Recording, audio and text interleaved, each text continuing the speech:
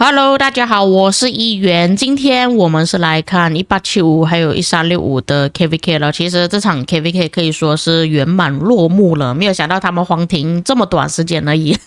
我是有预计过他们黄庭打的时间可能要1到2天而已啦，但是现在也太快了，就不到1天左右就已经结束了。那我们先从一开始先说起吧。当然那时候我看到比较危险的就是2359啊，他们的领土其实被入侵了很多。一方面是因为他们一开始的时候拿到的领土并不是很多，这个就是他们关卡4的时候你们可以看到他们是急速的被压缩。一方面也是因为领土的关系啊，因为你们可以看到2728他们可以从这里开始建旗帜出来，就算2359他们是有一直努力的在往下建他们的旗帜，最多也只是让对方的旗帜它只是慢慢的往下面而已。而且这个时候你们可以看到蓝色的要塞全部都是2728的，他们在关卡开放的时候就已经把要塞建在越过河的地方，这里放了2个要塞挡着对方的去路，然后剩下的要塞全部越过河，以方便他们如果正式开战的时候会比较容易打。所以在那个时候我是很担心说2359会不会在这里就失败了，因为你们可以从那个地图上看到几乎整个地图全部都是2728占领，就只有那小小的10%是属于2359的。并且听一些玩家讲2728他们这一次建立这么好是因为之前一些960的玩家在帮忙他们去建旗帜，所以如果假设说他们这一次是有特意安排要怎样去建造的话，那确实会比较厉害一点。但可是我还是认为说他建得好是因为他领土优势，他可以从这边出去急速压缩到对方而已。但是来到了第2天情况就有所反转了，你们可以看到这里2359他们是已经把2728这里的旗帜给断掉了。原本2728从这里开始他慢慢往下会有一个旗帜挡着对方的去路，所以显然的在一开始的时候2359他们就已经开始发挥他们的能力了，然后慢慢的往下直到他们来到河这边的位置。并且你们可以看到当时候呢原本是有2个2728的要塞挡着他们的去路，他们也是把它给拆毁了，然后想要慢慢接近这个关卡5的位置。因为等之后关卡5开放的时候，如果他们没有关卡5的话，他们必须要从这边出去，又或者是随机牵程出去，这样子可能会耽误到他们建造旗帜的速度。而且如果他们尽快的拿下这里的区域，当关卡开放的时候他们就可以建旗帜翻墙出去，会更加有优势。这个时候来到了第4天的时候，你们就可以看到那个差别有多明显了。这个时候2359他们是差不多快要抵达河口的位置，因为在奥尔良之围的地图中呢，中间是有一个很麻烦的河啊，每一次挡着我们的进攻路线。可以看到2359他们是慢慢的逐步把旗帜往下建下去。等到这个时候就是关卡5开放前夕，你们可以看到他是已经完全的完成了他们的任务。他们也是在河道的位置放了自己的要塞，守住了自己的战斗路线，但是你们可以看到那个颜色还是有往下，所以他们是已经把原本只有10%的领土慢慢推到拥有60%了。所以我觉得2359的表现是真的很好的，并且他们也是尽力的去争取了他们能够翻墙出去的位置。你们可以看到他们在这边放了要塞，等关卡5开放的时候，他们拿下关卡5就可以从这里走出去了。所以可以说2359这个阵营和其他的王国他们在关卡4的表现是真的值得让人赞叹的。那讲了2359的情况之后，在右手边1875跟365的情况也是类似像左手边啊，只不过365这边呢有稍微好一点。1875他们是有试图想要去挡着365的进攻，不要让他们这么快去拿下关卡，但是当关卡开放的时候365他们就采取了放置要塞的策略。他们除了这边的门口有放置要塞之外，他们上面也是有放了一些要塞，但是我这个画面没有移到上面去啦，其实上面好像有2个左右的要塞，所以可以看到其实365他们的布局是很明显的。然后剩下的路途中呢，他们就会试图用要塞又或者是用旗帜去挡着1875，让他们不会这么快的接触到他们要塞。确实他们那个计划是成功了。当来到了第2天的时候，你们就可以看到明显的差异了。我不知道875发生什么事情，他们的旗帜突然被斩断了很多，然后 JST 也是建立好他们自己的要塞阵在河的这一个线上，因为这条河是一个很好好的防守线呢，如果他们在那边战斗的时候会比较轻松一点，对方要进攻也没有这么容易，当然自己进攻也会有难度啦。那上面就是我之前有跟大家讲过的，他们其实在关卡一开放的时候就在很上面的地方就已经建立了要塞。其实我说真的，如果要这样子去建那个要塞是很不容易的事情，这就意味着他们那一方的玩家千层过去之后就要马上进入要塞里面去建立要塞，因为上面那个位置是他们旗帜没有办法碰到的位置，他们没有办法直接这样子建旗帜上去，所以这里就表示着其实365他们的纪律性是很好的。而且你们可以看到啊，他们要在这个位置去建好自己的要塞，拿下门口呢也不是这么简单的，是需要多位玩家配合帮忙才可以建好，否则的话875很快就跟他们接触上去，可以把他们的要塞拆掉了。所以说实话，虽然之前 KVK 我看365都是定时间去睡觉啊，表现都不是很好，但是这一次表现是真的很不错的。反而这边我要稍微讲一下875啊，因为我看到很多时候875他们在战斗的时候一直在不断的拉扯，一直不断的在撤退啊，其实有很多时候可以进攻的时候他们就一直往后撤退。当然我这边要特别讲啊，我在这一场 KVK 我是支持1875的，一直以来都是，所以这边我给出的那个评价是为了要让1875能够知道自己的问题所在，去改进这个问题，否则他们在之后的 KVK 也是会遇到类似的问题啊。所以你们可以看到在关卡5开放之前的画面，也就是这个画面，他们的领土是剩下这么一小块而已，你们可以想象到吗？在一开始的时候他们拥有这么大片的领土，但在关卡5开放之前就剩下这么一小片而已。所以我在之前做 Glock 暴走的影片的时候就有讲到，其实我可以理解为什么 Glock 他会这么生气啊，会这么觉得无奈啊，想要暴走啊，就是你可以看到自己王国的玩家表现，这也就意味着了 GST 的进攻能力确实是很强啊。那上面原本他们拥有一点点的领土，也是慢慢的往下建，去压缩875上面原本有的位置，就变成说875他们只能丢要塞来做一个防守线，挡着对方的进攻，不要让他们这么快靠近。不过也还好的地方就是875他们有做了一个防守线，保护着自己能够拿下的那个关卡，然后也确定了自己翻墙的位置，所以只能说875这边的情况确实很糟糕，但也没有到这么糟糕，还是可以救的这个时候。那么等到关卡5开放的时候，就是他们的盟友来拯救他们的时候了。这个画面就是他们关卡5开放的时候，就是已经经过了1天的时间，他们都是已经把所有的要塞的位置已经确定好，已经放好要塞了。那么就像我之前所说的，因为它有一个翻墙点嘛，所以就变成说它旗帜建出来的位置呢是从这里出来的。那这边呢要塞其实是后来才增加上去的，一开始是没有的。但当他们关卡开放的时候，就在这里的位置全部的放置了要塞，也是让他们的盟友去进攻左手边的路线。其实我觉得这个地图也是算蛮平衡的，就是你们可以看到左手边2359的能力是比起2728还要更强一点的。那2728就是1365的盟友，虽然2728那边比较弱，但是这边1359就已经弥补了他们比较弱的地方。相反的，这里1875就比较弱一点，所以就是有弱有强的位置。所以在这里的时候，为什么1875会叫他们的盟友3303来帮忙他们的原因，我就简单的说明了，就是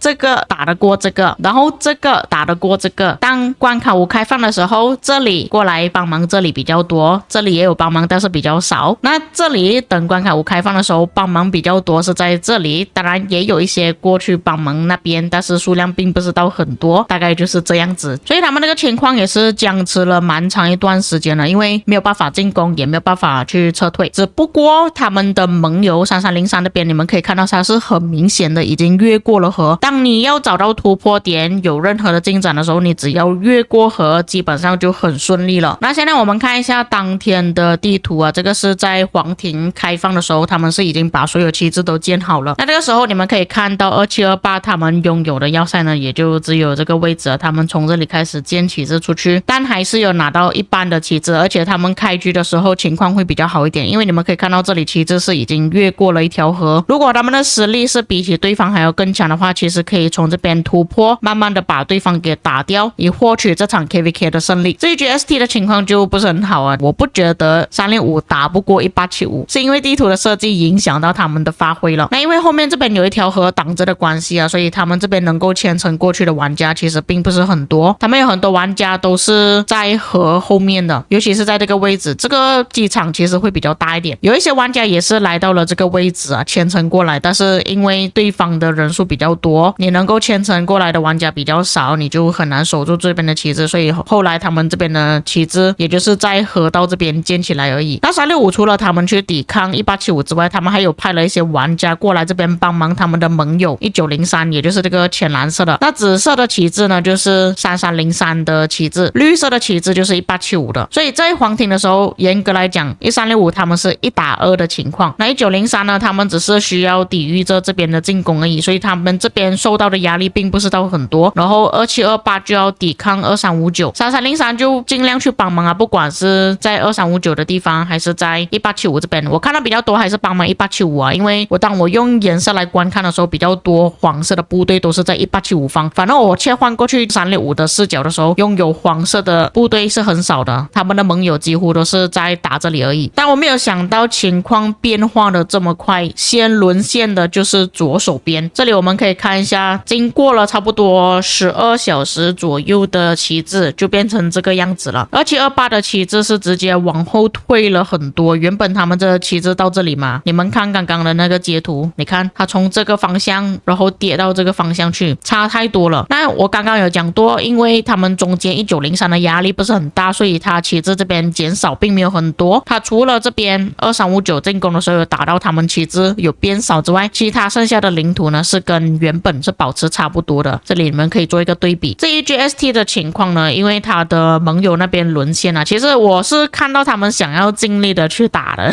但是盟友那边沦陷，他这里又需要1打2，对方的领土全部都往下来了，就他们两边都要打，变成说他们没有办法同时间战斗。而且那天关卡开放的时间是真的很阴间啊，韩国玩家的韩国时间差不多凌晨2点，并且那一天关卡开放的时间呢并不是在周末，反而凌晨2点这个时间呢就是阿拉伯玩家、中东玩家最活跃的时间。所以你们可以看到这边1875绿色的旗帜往下了，已经越过河了。那越河比较明显的就是3303这边了，你看它的旗帜大多数都已经越过去了。同时他们进攻1903还有365，那突破比较大的就是2359，他们是直接从这里烧了对方1903的旗帜，从这里断开，所以在之后我们可以看到这里的旗帜是已经失效了。同时间1875他们也是烧掉了这里的旗帜，你们可以看到之前的对比，原本这边是有旗帜的，他们一直往下烧往下建旗帜，后来就把365这边的旗帜给断掉了。这边发展非常迅速哦，直到了今天我录影片的时候其实是第2天而已，他们就已经把敌人全部给赶出去了，完全没有任何一个敌人的旗帜在黄庭里面，就算有也是失效的旗帜而已。所以基本上我们可以直接宣布1875阵营方他们获得了胜利。但是我觉得这一场表现的比较好的是2359啦，他们确实是表现的不错。至于365那一方呢，我只能说365是很尽力的想要去争取这一次的 KVK 胜利了，因为在以往我观战他们的 KVK 的时候，真的有一个通病，就是每一次到了一个时间点他们人就全部不见了。因为我跟365战斗过的次数也是蛮多次的，从一开始我在960跟他们战斗的时候，他们拥有4个联盟是很难打的，所以我能了解到1875当他们面对365的时候那个压力到底是有多大。并且365他们是很老牌的先锋王国，他们的策略性啊计划啊可能会比较周全一点，但是奈何还是没有办法打赢了。当然这个地图的设计呢，我真的觉得需要再稍微改一改啊，因为多数玩家讲他这个地图设计其实对于下面的那一方来讲呢并不是很公平啦，所以我觉得下次合作可能可以考虑一下要不要左右合作。那这份报纸就是他们黄庭开放第1天的报纸，他们这里总共有22亿的部队在这场战争中伤亡。那来到了今天的报纸，因为他们打的时间比较短啊，差不多要结束了，我是听一些当地的玩家讲，差不多12个小时之后就看到对方好像没有什么想要去驻防的感觉了，所以严格来讲他们在28号战斗的时间呢可能就只有不到6个小时，或者是我们可以算长一点吧，8个小时左右而已，所以才看到他们这边的伤亡没有像昨天的报纸这么多，只有12亿。这个刚好就是他们现在清剿敌军的排行榜啊，因为我一个账号在他们这个地图里面呢，没有想到排行第1的就是3303的玩家。至于巴黎队长为什么会拿到这么高的击杀，